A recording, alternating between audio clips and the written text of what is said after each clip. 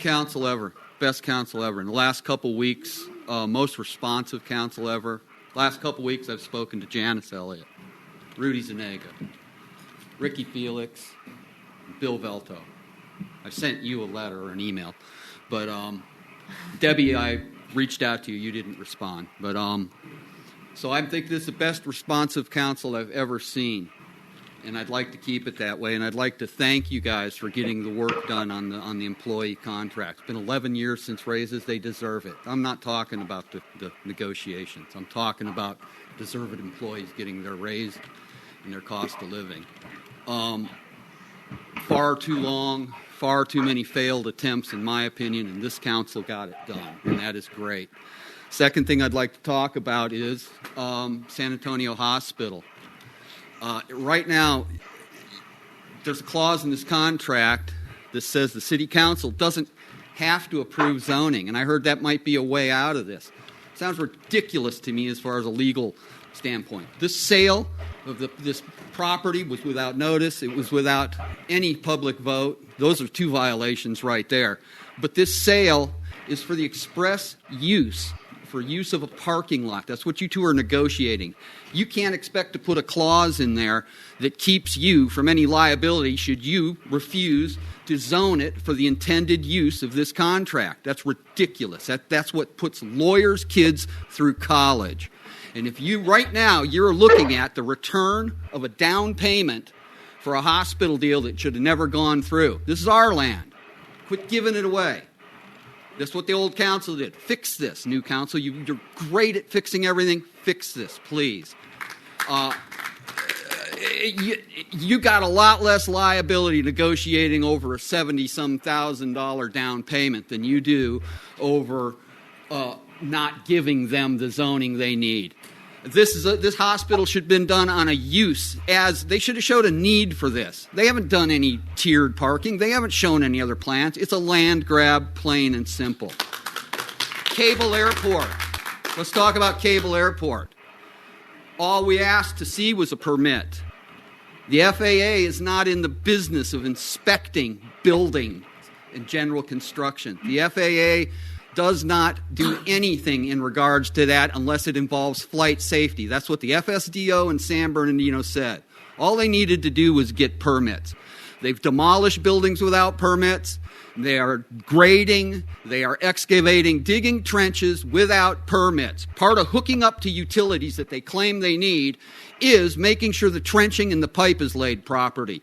They need permits and they need inspections. I'd like to see where the FAA has come out and inspected any of this trenching, because they haven't. Thank you very much, Council. After Ms. Walton is Mark Walters. Good evening, City Council. I'm back again, Natasha Walton, 15-year resident.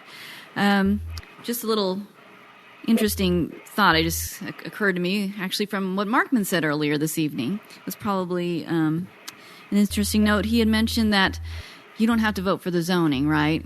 Well, maybe if each one of you goes up and talks to the hospital by yourselves, not as a group, so you don't violate the Brown Act or whatever, say, I'm not going to vote for the zoning, so you better change your plans. And if all of you, hopefully all of you, go and talk to them, then that will probably be the end of it. That's what I would hope. But anyway, but to go on to another little subject here. When we were out there protesting the sale on September 27th, I noticed that there were some no parking signs on the north side of San Bernardino Road that were newly placed. You could see where they had just finished digging and putting the soil back in there.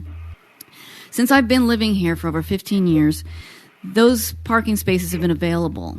Free public parking right there, just south of the ball field. Suddenly, there's no parking available.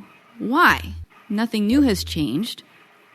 Is there a demand now? Do we need more? Are we trying to create demand for the parking issue over in that area so that we have the hospital has a bigger reason to get the park for parking?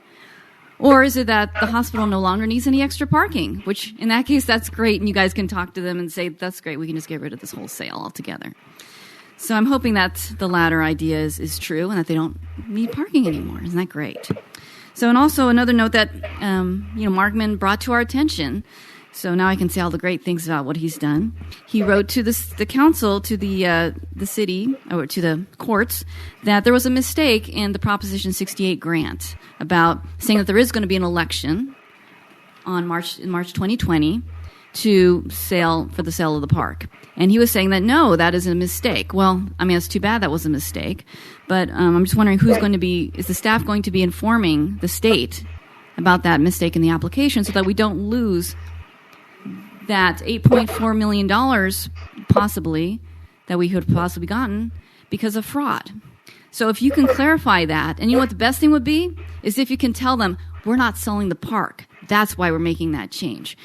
That's the mistake. That was a total mistake in there, and we found out that we're not going to have to sell that park. Wouldn't that be great? Please do that. Thank you.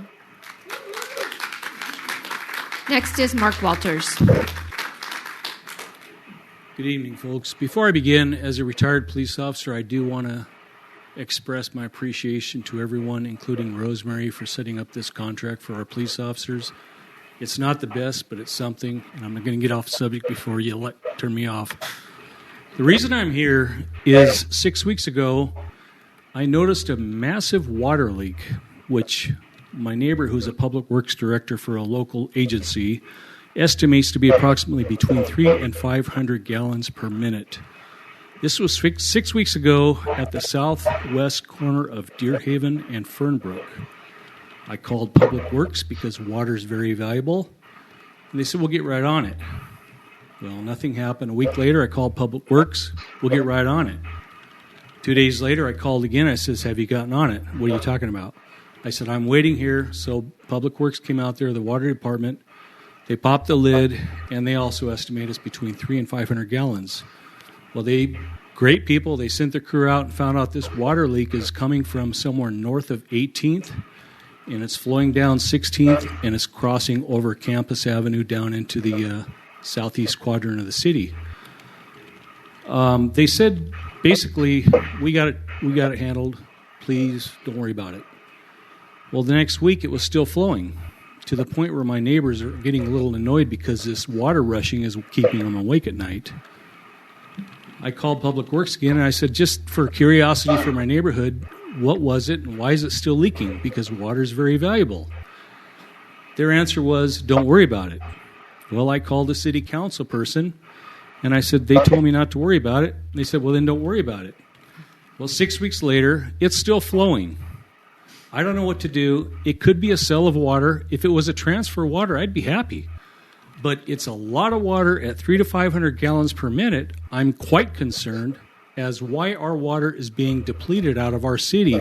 If it's being sold, there's got to be hundreds of thousands of dollars being sent or made. I don't know what the situation is. But if anybody could help me out and give me an answer, I would love to have it. Thank you. So I'm the public works director too. I know you are. Yeah, so I get to deal with this. And my guess, I'm going to assume, I'm going to go out on a limb here, that at 18th Street and Christopher, in that general neighborhood, there's an MWD facility. And sometimes they drain their aqueduct, the pipeline that runs in 18th Street, and they put it into the storm drain facility, and it runs down and it goes into water basins where it's percolated into the ground and goes into the aquifer. I will look into your request, but it could very well be that there's water being discharged from that metropolitan line that you're hearing. And that's what I expect. And I was told there's also the other water line, I believe Councilman Zuniga is on, Saco. There's also a tributary over there. I don't know what it is. And I'm really hoping it's a sale of water, transfer of water, or maybe just refilling the aqueduct or the aquifer. Mm-hmm. I don't know, but it's making a lot of noise, and all of our neighbors who are paying $300 to $400 a month on water bills are quite concerned. Yeah. So as a spokesperson for our neighborhood, I would like to go back to them and say, this is what I found out from the... And I guess Carrie has your contact information on the communication card. I'll fill it out. Thank you. Thank you.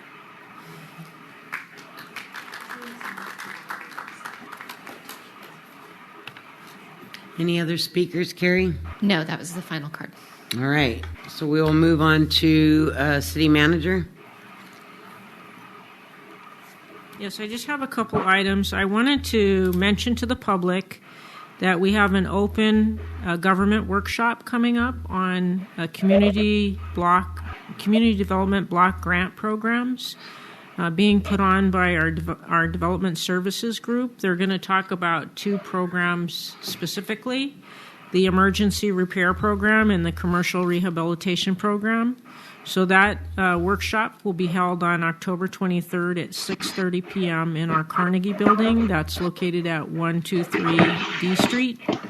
So just if you're interested in more information on how the process is associated with those grants, those two grant programs, and how to get an application and apply for funding that might be available, please attend those workshops. I think we'll also have it videotaped, so it will be also on the website after the program is provided for your information.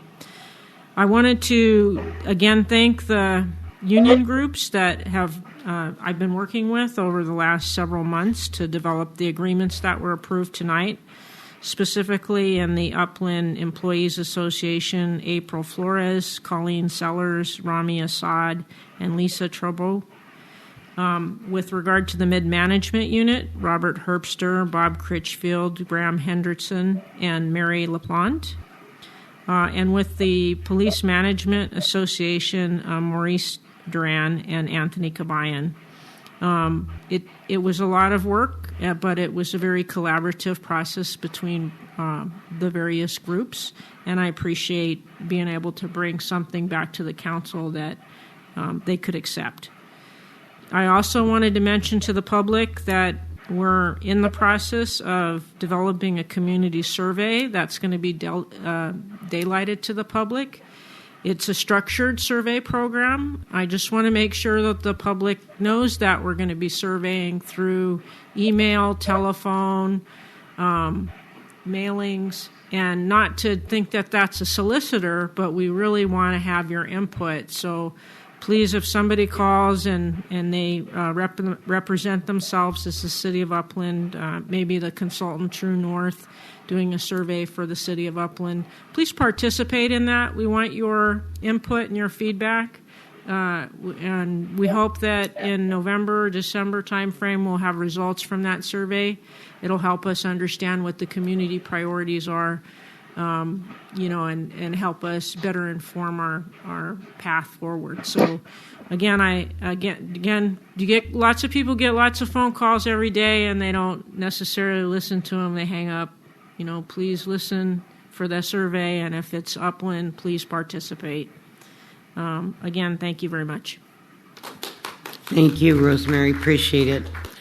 All right. So, as Councilmember Zuniga requested, he wants to close the meeting in a moment of silence for all of those that have suffered with breast cancer or any type of cancer, I think, and or their family members. So if you'll all bow your head for a moment of silence.